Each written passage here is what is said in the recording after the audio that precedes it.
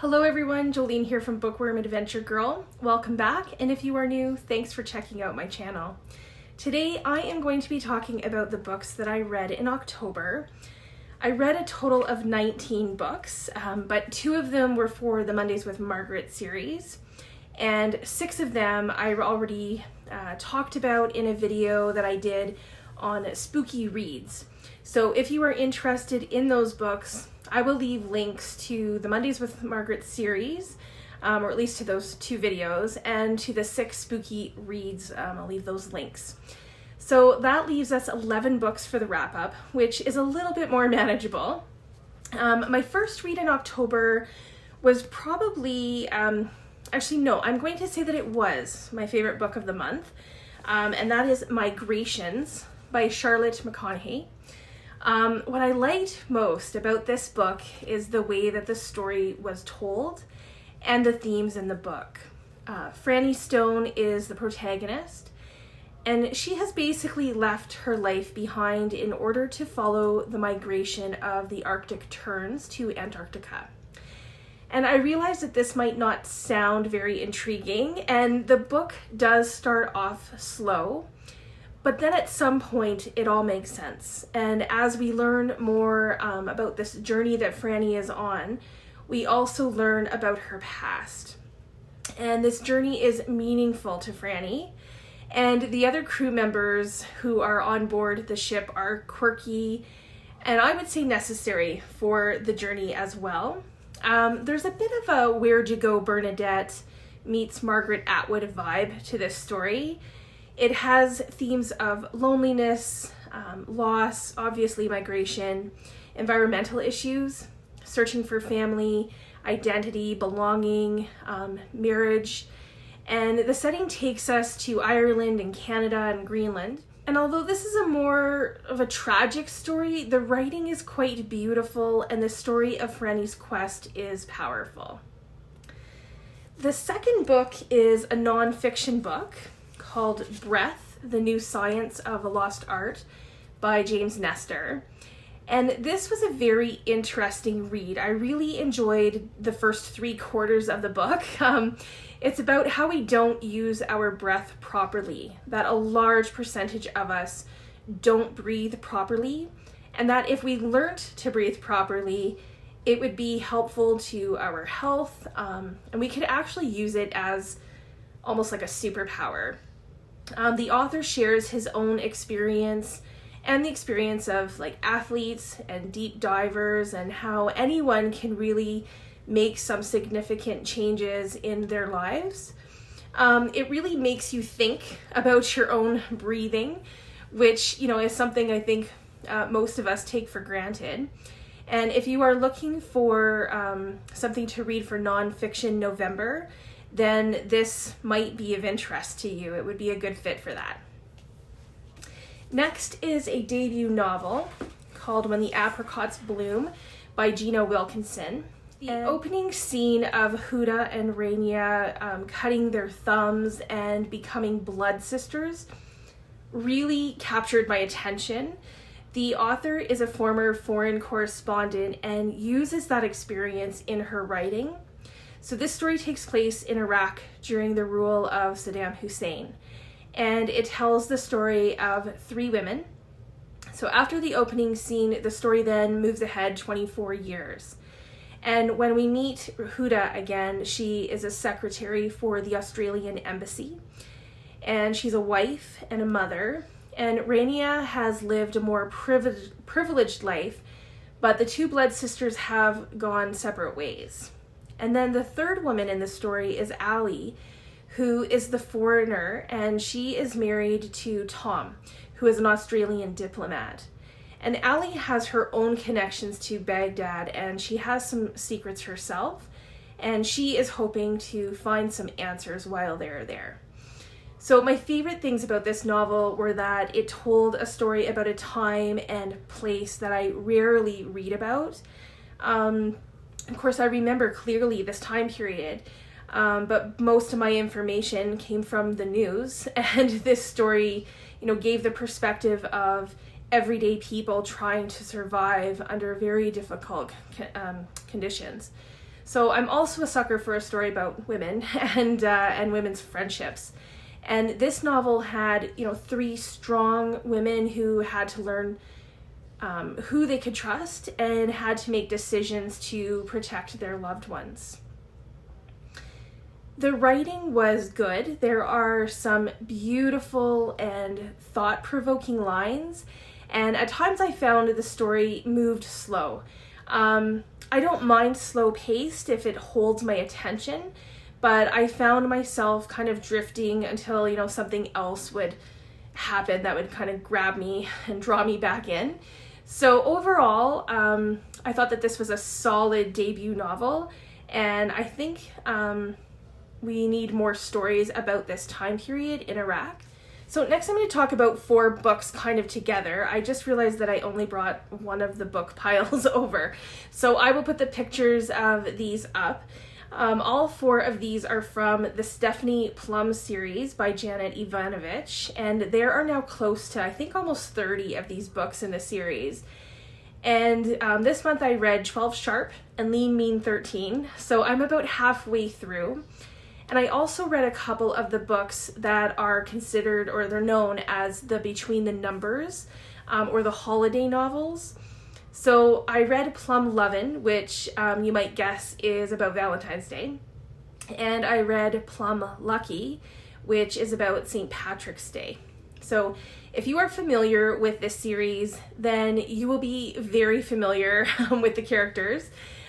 Stephanie Plum is a bounty hunter, and she works for her slimy cousin Vinny, and an interesting array of characters like Lola, who used to be a prostitute, are part of this group. And Stephanie has 2 men in her life, Joe Morelli, who is a cop, and Ranger, who is a mysterious bounty hunter.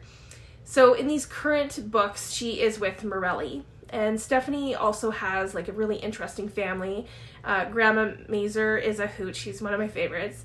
And she lives with Stephanie's parents. And she also has a thing for funerals. So if you haven't read this series, I would suggest reading them in order. And only because they do build upon one another. And I think that it's probably easier to see the character development as well.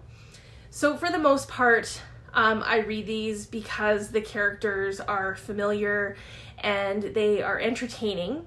So usually I wouldn't read so many in a row, but I do want to kind of get caught up. So every book has a mystery. They always make me laugh out loud. 12 Sharp was about stolen identities, and it gave a lot more information on Ranger's background, so that was interesting. And Plum Lovin is a Between the Numbers novel, and they tend to be a bit shorter, and I tend to not enjoy them quite as much as the regular novels, but I do like that it continues the story of these characters, and they're just fun. So this one introduces Diesel, who is a character that Janet Evanovich has another series about, and Diesel makes a deal with Stephanie because he needs her help with a relationship expert. Lee Mean 13 is a regular novel in the series and brings back some older characters like Stephanie's ex-husband. And I think that this is the one where Stephanie gets tasered several times. And then the last one I read in this series this month was Plum Lucky, which is set on St. Patrick's Day. And this one also includes the character Diesel. And the story brings us to Atlantic City, where they go looking for Grandma Mazer. So this one started off really good, and then it kind of lost interest in it. Like it was just okay. It could also be that it was too much of something. So even though I was originally going to read until Plum Spooky, I decided to wait until next month to read more, so that I will, kind of keep you posted on how far I get in the series this year. The next book I have is a collection of poetry, and it's called Face by Randina Sheldon. This is divided into 5 sections, and it includes line drawings throughout. So most of the poems are about relationships, especially a very dysfunctional relationship with her mother, or with a mother. The poems are honest and raw, and they have themes of abuse and healing and forgiveness. This is a collection that I had to really take my time with so that the poems didn't become kind of like all one massive poem in my mind. So the time that I took in between kind of allowed for me to separate those thoughts and ideas. Sometimes the poems weren't different enough, and they would blend into each other for me. So some of the poems are one thought, and some are like prayers. Some dig a little deeper than others. The writing has some beautiful and profound lines, and I think that each section had, 2 to 3 poems that I really, really liked. So next up is one of my favorite Canadian writers. The High Road by Terry Fallis is the sequel to The Best Laid Plans, which Fallis won the Stephen Leacock Award for. And I finally got a chance to read the sequel because I am preparing for the 3rd novel in the trilogy, Operation Angus, which came out earlier this month. True to Terry Fallis form, it didn't take long to really get into this story before it had me laughing out loud. The sequel picks up where The Best Laid Plans ended. So it's a satire and humor novel about Canadian politics, and the narrator is Daniel Addison, who is Angus's political aide. And now I'm not one to normally read a book about politics, but Fallis manages to write just a delightful and charming story.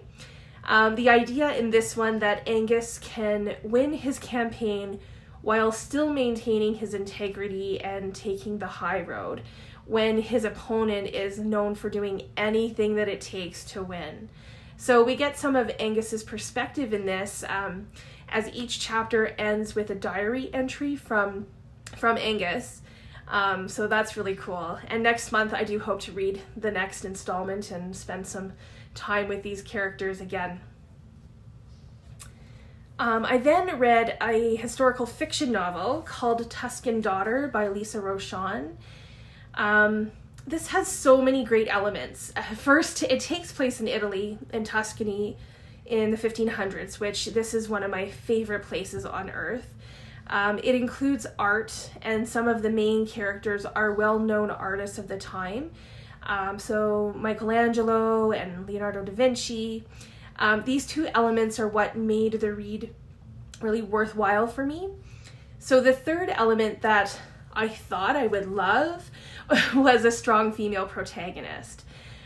Beatrice is a peasant who finds her father murdered, and soon after her mother disappears.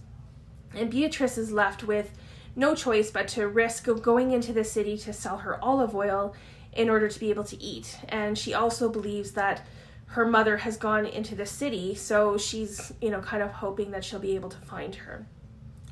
This all happens a little too hastily for me. So to the point that I actually forgot she was looking for her mother for most of the book.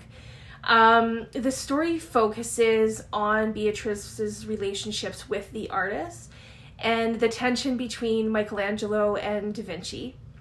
And, now I was super interested in the art piece and that part of the story, but for me the focus should have been on Beatrice, and I felt that that wasn't always the case. So in the end, the story does all come together, but it was missing something for me, and I wish it had made me feel more connected to Beatrice. The potential was there, but it just didn't happen for me. And then the final novel that I read in October was the start of a series, and a book that I picked up as one of my romance reads this year. And that is the Bromance Book Club by Lissa K. Adams. And this was everywhere when it first came out. It has been all over Instagram, and it's had a lot of really good reviews, so I thought that I would try it. This was an entertaining read for me, and I liked it way more than I thought I would. I liked the concept of the focus being on men reading romance books in order to help them in their real life marriages and relationships. So because I read this purely for entertainment purposes, I was able to look beyond many things, like the fact that the characters had tons of money and that they were looking to romance novels to solve their problems and the problems in their love lives. So Gavin, who is the main character, is a major league baseball player, and he's married with 2 kids, and him and his wife are basically heading for divorce until the members of a secret book club swoop in to save the day. So this book did make me laugh out loud several times. A heads up that there are a few explicit sex scenes, but if a little spice is your thing, then you will not be disappointed. Depending on how my reading goes in November, I may consider reading the follow-up book. I think there's 4 books in this series right now, so we'll see how that goes. So that completes the books that I read in October. A reminder that I will leave links to the 6 spooky reads and the 2 Margaret Atwood books that I read this month. Please let me know if you have read any of these books that I've talked about.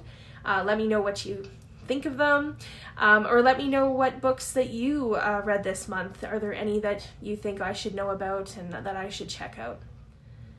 I always like hearing what everyone is reading, and I look forward to chatting with you in the comments. Thanks again for watching. I hope you enjoy the rest of your day, and don't forget to make every day an adventure.